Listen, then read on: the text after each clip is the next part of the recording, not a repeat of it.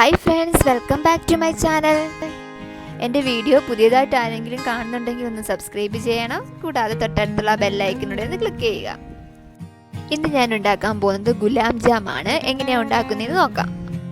Bread കൊണ്ടാണ് gulab jam ഉണ്ടാക്കുന്നത്. അപ്പോൾ ഒരു 8 ബ്രെഡ് എടുക്കണം, 3/4 കപ്പ് പഞ്ചസാര, പിന്നെ ഒരു 3 ഏലയ്ക്ക, 1/2 ഗ്ലാസ് പാലെടുക്കാം. ബ്രെഡിൻ്റെ സൈഡെല്ലാം കട്ട് ചെയ്തെടുക്കണം. ബ്രെഡ് മുറിച്ച് മിക്സിയുടെ ജാറിലേക്ക് ഇടാം. ഇത് നല്ലതുപോലെ ഒന്ന് പൊടിച്ചെടുക്കാൻ വേണ്ടിയാണ്. ഇതുപോലെ പൊടിച്ചെടുക്കണം. ഇതിനെ ഒരു ബൗളിലേക്ക് മാറ്റാം.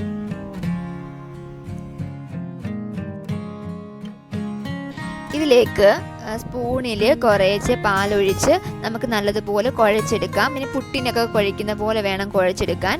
അധികം ഓവറായിട്ട് പാലൊഴിച്ച് കുഴയ്ക്കരുത്, അപ്പോൾ ഉള്ളു വേവത്തില്ല.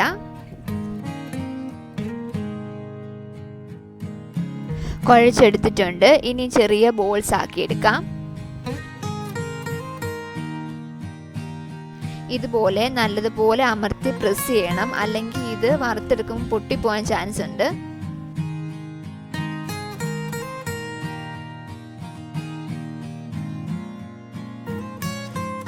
ഇതുപോലെ ബാക്കിയുള്ളതോടെ ബോൾസ് ആക്കി എടുക്കാം.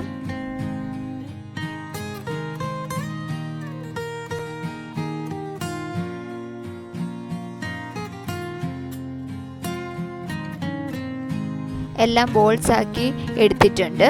എനിക്കിവിടെ ഒരു 8 ബോൾസ് ആക്കി കിട്ടിയത്. നമുക്കിത് വറുത്തെടുക്കാം. എണ്ണയിലേക്ക് ഓരോ ബോൾസ് ഇതുപോലെ ഇട്ട് കൊടുക്കാം.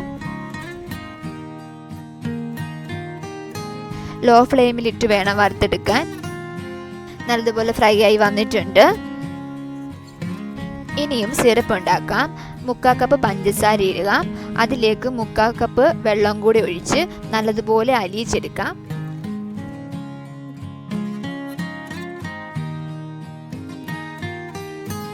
മൂന്ന് ഏലക്കായും കൂടി ഇട്ട് കൊടുക്കാം.